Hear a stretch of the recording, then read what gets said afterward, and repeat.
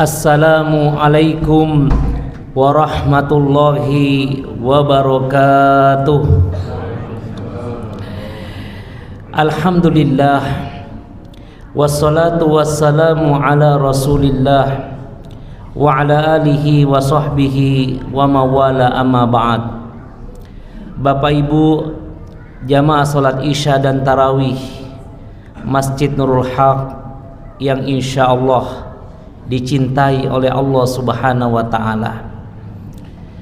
Ketika kita merenungi tentang pertemuan kita pada bulan Ramadan pada tahun ini, maka insya Allah kita akan sampai pada sebuah kesimpulan bahwa bertemunya kita dengan Ramadan pada tahun ini itu karena Allah begitu cinta kepada kita.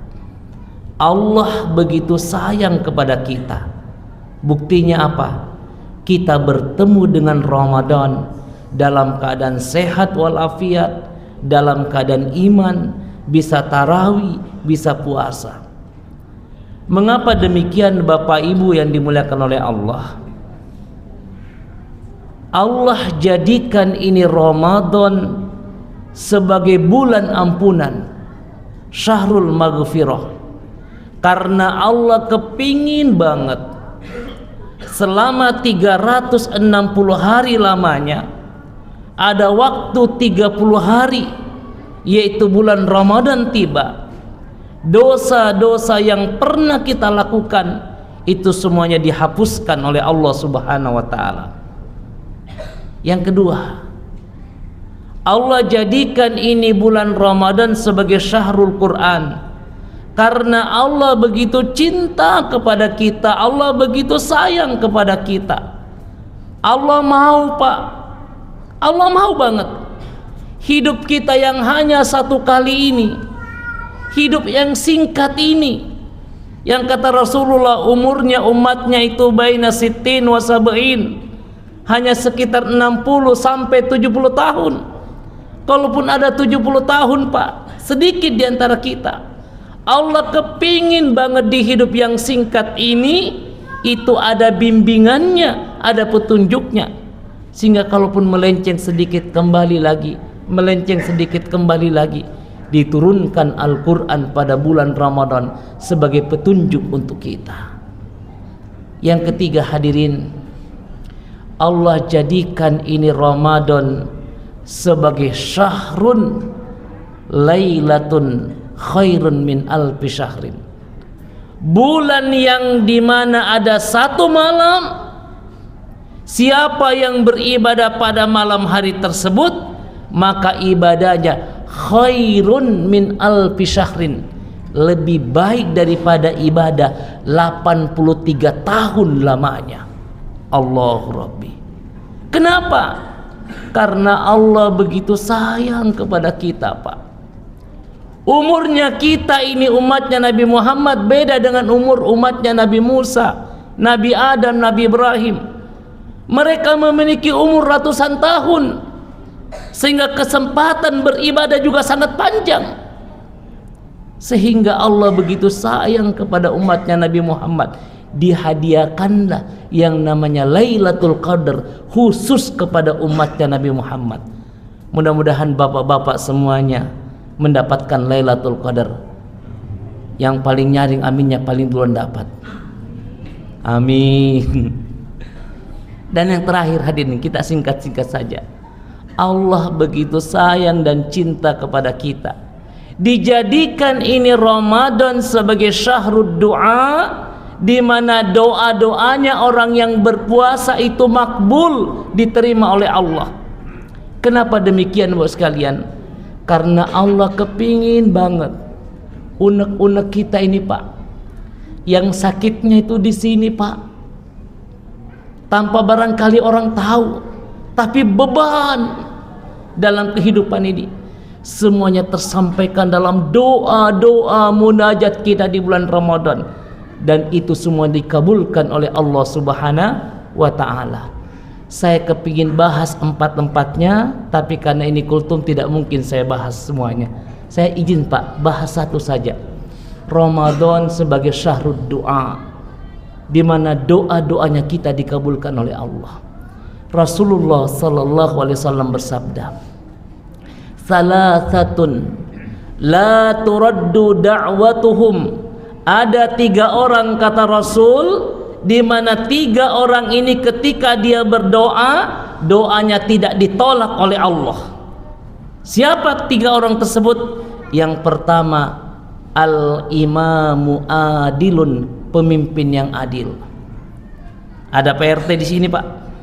Ada, Pak ya? Ya. Kalau ada RT kita yang adil, Pak, maka insya Allah doanya dikabulkan oleh Allah. Kalau Pak RT saja adil, Pak, apalagi kalau ada presiden yang adil, maka doanya dikabulkan oleh Allah. Minimal kemudian kita sebagai pemimpin dalam rumah tangga kita, Pak, jadilah pemimpin yang adil. Maka insya Allah Rasulullah menggaransi doa kita dikabulkan oleh Allah Subhanahu wa ta'ala. Yang kedua, siapa yang dijamin doanya dikabulkan? Yang kedua itu adalah al-mazlum, orang-orang yang terzolimi. Biasanya orang yang terzolimi ini hadirin, itu adalah orang yang lemah, orang duafa, orang miskin yang tidak punya koneksi. Dan biasanya Pak, orang yang terzolimi itu Pak, dia tidak berani lapor sama polisi. Percuma lapor, nggak ditanggapin. Kenapa? Orang miskin. Coba kalau orang kaya yang lapor, Pak, di mana Pak orangnya, Pak? Nanti kita tangkap.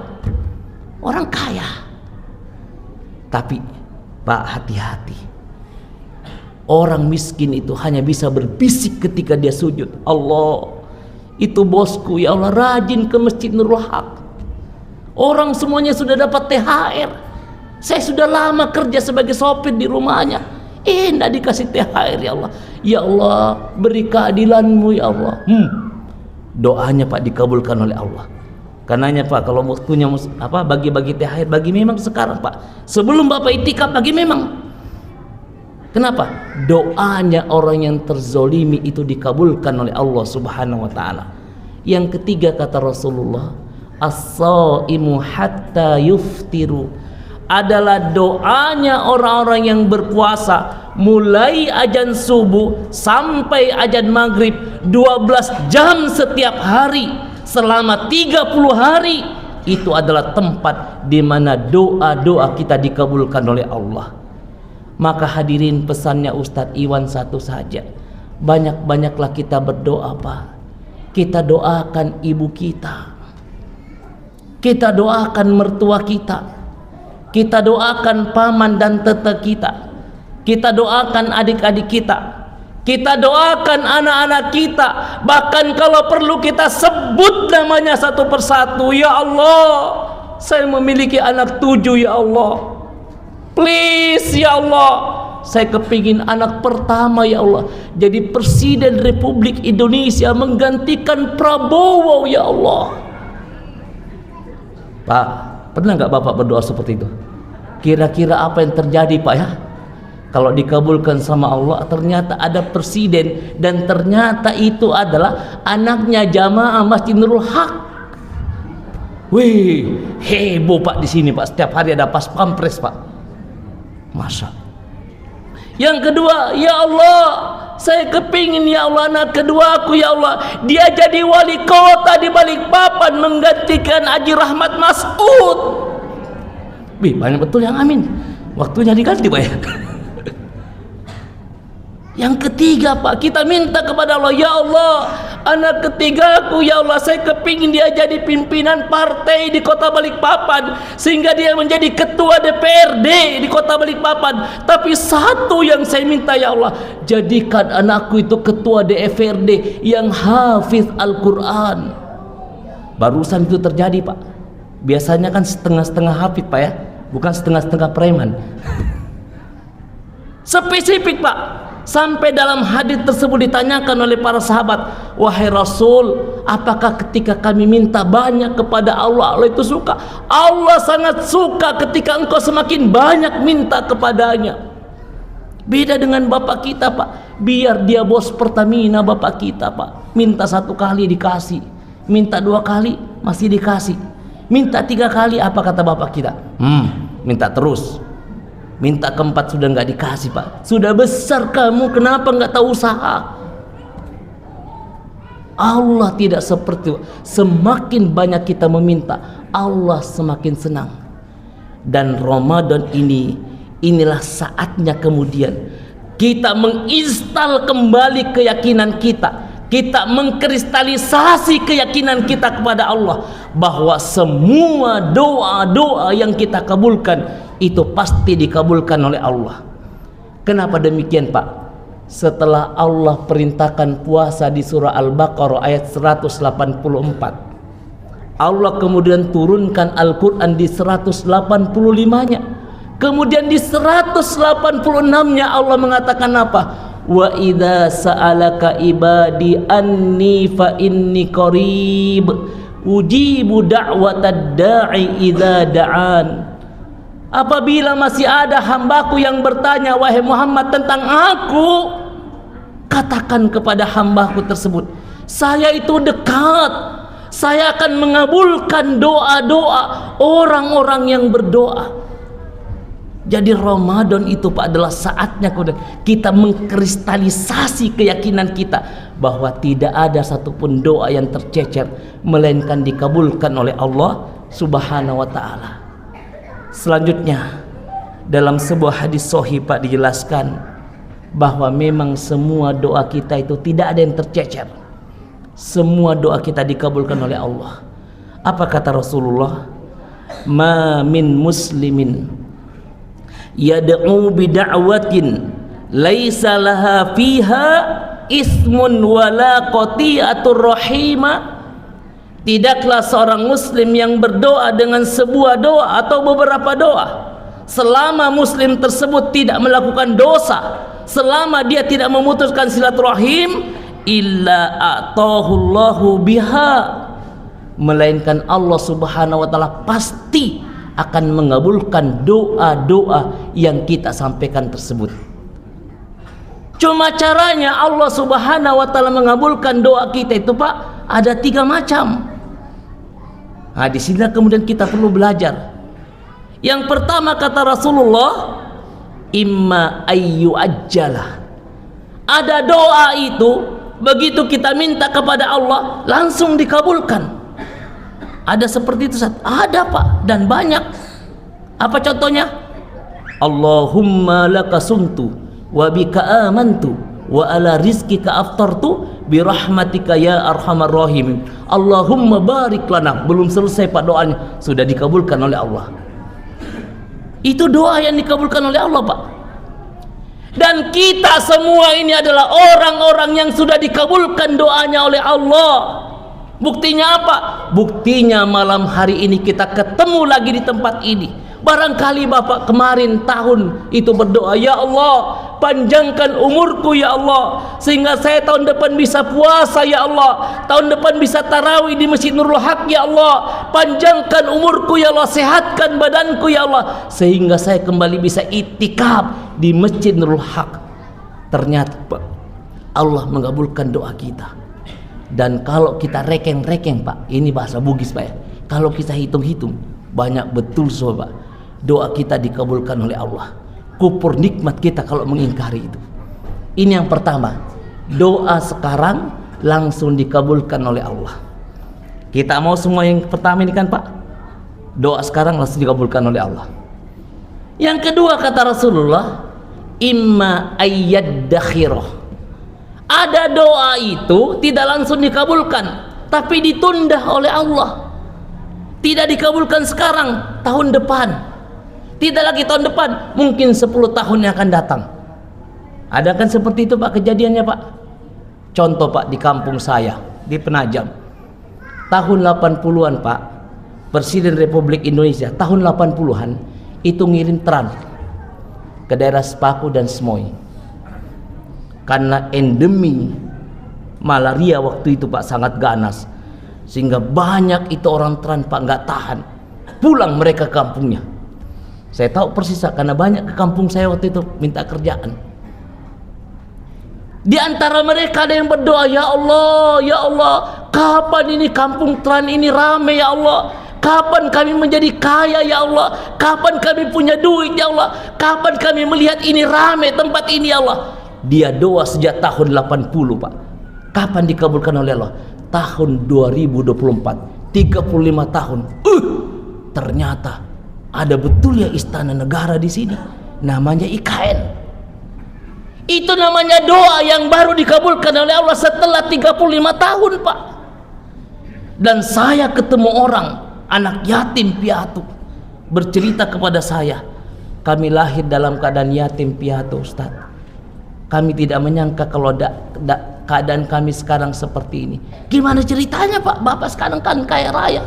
Begini Pak Ustaz, ternyata orang tua sebelum meninggal dunia, dia nitip sertifikat sama notaris. Penyampaiannya nanti setelah dewasa baru kemudian diberikan itu sertifikat. Sertifikat itu nganggur selama 40 tahun. Kami mau jual, tanggung. Tiba-tiba ada perusahaan Ustaz menawar itu tanah dan nilainya puluhan miliar. Kenapa saya bisa punya ini sekarang Ustaz? Itu sebenarnya adalah warisan dari orang tua saya yang tertahan selama 40 tahun lamanya. Ada kan yang seperti itu Pak? Jadi memang ada doa yang ditunda oleh Allah. Kenapa? Allah yang maha tahu Pak, kapan kita pantas menerima itu doa. Dan kalau kita berbicara tunda menunda doa ini Pak, tidak ada yang lebih sabar melainkan para nabi. Saya baca dalam sejarah Pak, ketika Nabi Adam alaihissalam dihukum beserta istrinya, itu kan dipisahkan Pak. Satu diturunkan di Mekah, satu diturunkan di Yaman. Bayangkan Pak, sekian puluh tahun lamanya mereka saling mencintai. Akhirnya mereka saling merindu. Adam mengatakan, kemana istriku tercinta? Aku sudah sangat rindu kepadanya. Hawa pun demikian, mana suamiku Adam? Kenapa aku berpisah seperti ini? Adam alaihissalam terus berdoa kepada Allah, Rabbana dzalamna anfusana wa illam taghfir lana wa tarhamna lanakunanna minal khasirin. Ya Allah, mengaku saya Allah, saya yang salah ya Allah. Kalau bukan karena ampunanmu ya Allah, saya akan menjadi orang-orang yang rugi. Berapa tahun Adam berdoa Pak? 3000 tahun lamanya baru dipertemukan oleh Allah dengan istrinya di Jabal Rahmah. Bapak sanggup Pak sabar seperti Nabi Adam? Ada lagi namanya Nabi Ibrahim Pak. Nabi Ibrahim sejak menikah dengan istrinya yang bernama Sarah Pak, tidak diberikan anak. Sampai dia gelisah. Dia berkata dalam dirinya, ya Allah, teman-temanku menikah sudah punya anak semua, kenapa saya tidak punya anak? Dia berdoa kepada Allah, Rabbi habli minas salihin, kasih dong ya Allah anak ya Allah. Kapan dikabulkan oleh Allah? Setelah Nabi Ibrahim berusia 89 tahun. Allahu Rabbi. Pernah dengar kisahnya Nabi Zakaria Pak? Nabi Zakaria itu Pak diceritakan, itu sudah keriput tulangnya, sudah keriput kulitnya, tulangnya udah lemah. Ini sudah putih semua Pak, ubanan sudah dia. Dia jalan-jalan ke mihrab, di situ ada Maryam sedang tawajuh. Herannya Zakaria sebagai nabi nih Pak, kok banyak makanan Maryam? Dari mana dan siapa yang ngantar? Kata Maryam Pak, hadza min indillah. Allah itu yarzuku bighairi hisab. Dia memberikan rizki dari arah yang tidak pernah diperkirakan oleh manusia. Kalau gitu kata Nabi Zakaria, saya bisa dong minta anak, kendati pun saya sudah tua. Apa yang terjadi kemudian Pak? Nabi Zakaria berdoa kepada Allah, itu sampai 40 tahun baru dikabulkan oleh Allah. Benar dia dikasih anak yang bernama Yahya. Allahu Rabbi, 40 tahun lamanya ditunda. Nah, satu lagi Pak, kenal namanya Nabi Yakub Pak? Halo, kenal? Di mana Bapak kenalan? Di Ramayana gitu ya? Nabi Yakub itu punya anak 12. Anaknya 12, ini kurang 2 tangannya Ustadz ini. 12 anaknya. Salah satu yang paling cakep, yang paling ganteng, yang paling pintar namanya Yusuf. Pokoknya Pak, ini aku Pak, dikit-dikit Yusuf. Mau sarapan, mana Yusuf? Yusuf, panggil dulu Yusuf. Mau makan siang, cari lagi Yusuf, mana Yusuf? Ternyata Pak, sikap seperti ini Pak dicemburui oleh saudara-saudaranya Yusuf. Yusuf terus disebut, Yusuf terus. Karenanya Pak, hati-hati kalau kita punya anak Pak ya, jangan kita sebut satu aja. Akhirnya Pak, mereka bersepakat Pak, itu Yusuf dibuang saja dari keluarga, dibuang di sumur Pak. Baru kemudian dia pulang pura-pura nangis kalau Yusuf itu diterkam sama serigala, diperlihatkan lagi bajunya yang berdarah-darah dan berobek-robek, padahal itu adalah makar. Sejak itulah Yakub berdoa sambil menangis, Allah, Yusuf ya Allah, dia doa menangis, dia doa menangis, dia doa menangis, sampai busuk itu matanya Pak. Saking lamanya dia menangis dan berdoa, matanya Yakub itu buta. Kapan dikabulkan doanya Pak? Nanti Yusuf menjadi perdana menteri di Mesir, baru Allah kabulkan doanya. Jadi memang ada doa yang ditunda. Jadi kalau bapak sekarang itu minta mau poligami Pak, siapa tahu ada yang minta poligami Pak, ya Allah mau tambah lagi istri, ya Allah kok satu aja sih, ya Allah banyaknya orang ini ya, tidak dikabulkan sama Allah Pak. Itu barangkali ditunda Pak. Kapan dikabulkan Ustaz? Barangkali nanti meninggal ibu di belakang. Jadi memang ada doa yang ditunda Pak. Sabar saja, doa saja, barangkali Allah menunda. Kalaupun tidak Pak, dalam hadis tersebut dijelaskan diganti dengan yang lebih baik oleh Allah. Kita minta A, Allah kasih B. Kita minta B, Allah kasih C.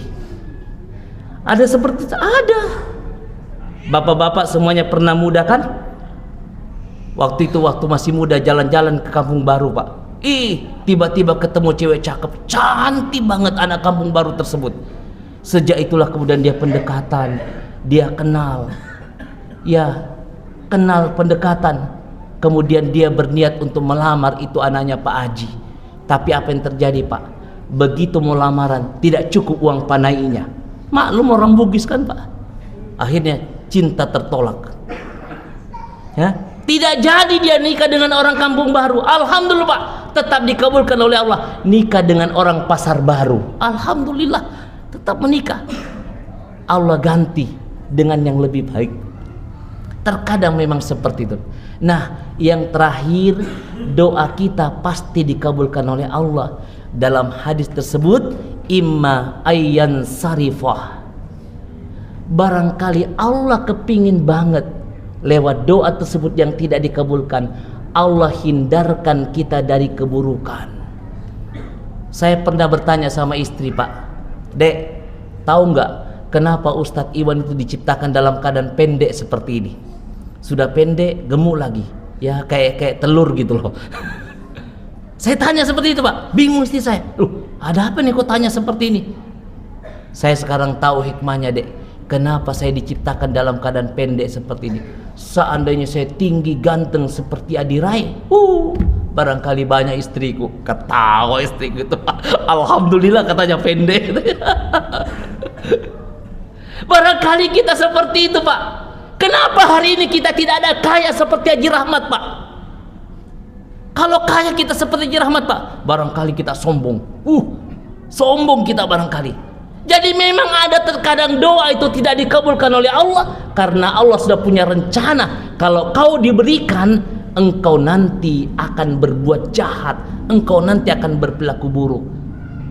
Saya kemarin Pak, sebelum berangkat dari Jakarta, itu sempat membina anak jalanan. Dia bercerita, Ustadz, saya bersyukur diberikan nikmat oleh Allah seperti ini Ustadz. Saya enak tidur dimanapun, saya enak makan apapun, karena saya pernah bertemu dengan orang kaya, kaya banget Ustadz. Tapi saya sedih lihat kehidupannya. Begitu disodori daging, tidak berani makan. Kenapa? Kolesterol. Ya. Begitu disodori coto Makassar, nggak berani makan Pak, asam urat. Jadi apa yang dimakan? Saya bilang gitu. Itu Ustadz, rebus singkong, rebus ubi, yang rebus cuma seperti itu. Allah Rabbi, ternyata Allah ganti. Kita itu yang tidak mendapatkan harta, Allah ganti Pak. Dengan apa? Enak makan apapun, kendati pun kita tidak punya uang. Apa jadinya? Kita punya banyak tapi kita tidak menikmatinya. Begitupun dia mengatakan dia punya rumah besar, sprint padnya besar, ber-AC rumahnya, tapi ternyata dia susah tidur. Sementara saya ini Ustaz, alhamdulillah gampang banget tidur. Biar di pengajian juga bisa tidur.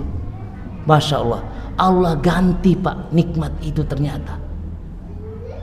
Sehingga kemudian di Ramadan seperti ini, marilah kita banyak-banyak berdoa kepada Allah dengan keyakinan bahwa doa-doa yang kita sampaikan itu semuanya doa yang diterima oleh Allah Subhanahu wa taala, apakah itu disegerakan atau ditunda atau diganti dengan yang lebih baik ataupun kemudian ditabungkan nanti di akhirat menjadi pahala yang terbaik buat kita. Mudah-mudahan Allah Subhanahu wa taala berikan kemampuan kepada kita di akhir-akhir Ramadan ini untuk kemudian kita tingkatkan doa-doa kita kepada Allah Subhanahu wa taala. Mohon maaf atas segalanya. Hadanallah wa iyyakum ajma'in. Assalamualaikum warahmatullahi wabarakatuh.